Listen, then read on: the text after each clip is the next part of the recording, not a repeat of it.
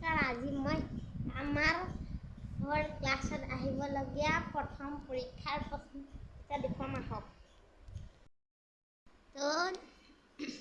দোস্ত আজি প্ৰথম প্ৰশ্ন হৈছে প্ৰাকৃতিক উপাদান চাৰিবিধৰ নাম লিখা। মই লিখিছোঁ নদ নদী বাট পথ অনুষ্ঠান প্ৰতিষ্ঠান পাহাৰ পৰ্বত।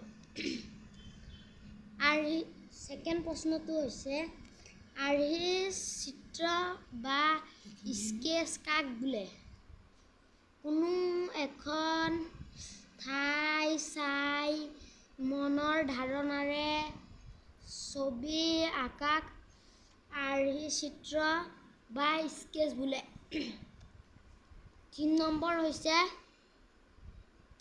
পাৰ্থক্য লিখা তৃণভোজী আৰু মাংসভোজীৰ মাজত।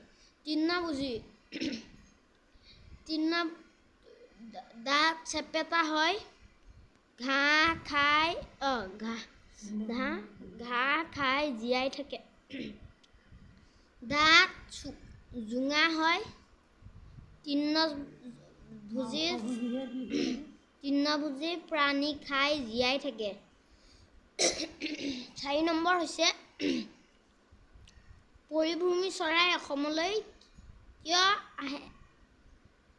আহে?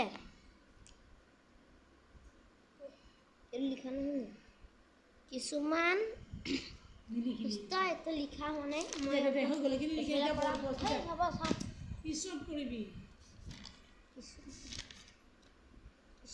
কিছুমান ঠাণ্ডাৰ আৰু খৰ গৰমৰ পৰা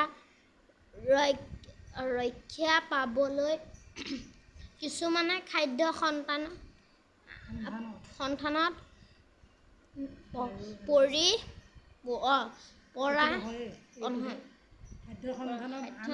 আন কিছুমানে বংশবৃদ্ধি কৰিবলৈ অসমলৈ আহে। আৰু তাৰপিছত দিয়া হৈছে আমাৰ মানচিত্ৰ কাক বোলে? এইটো মই লিখা নহ'ল, পিছত আপোনাক বেলেগ এটা ভিডিঅ' দিম। নহয়, লিখা হৈছে মানচিত্ৰ এখনৰ সহায়ত আমি কোনো এখন ঠাইৰ অৱস্থিতি, বাট পথ, নদ নদী,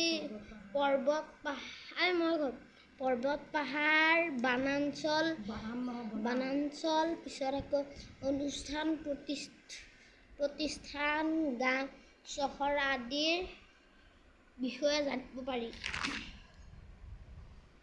শিপিনী চৰাই কাক বোলে? টোপোৰা চৰাইক বোলে। অসমৰ ৰাষ্ট্ৰীয় বৃক্ষ কি? ৰাজ্যিক বৃক্ষ কি? হুলুং। চহলা বিল ক'ত অৱস্থিত? কাজিৰঙা। পাগুৰি খোৱা প্ৰাণীৰ নাম গৰু। বুলবুলি চৰাই কি গছত বাঁহ সাজে? বুলবুলি চৰাই জোপোহা গছত বাঁহ সাজে।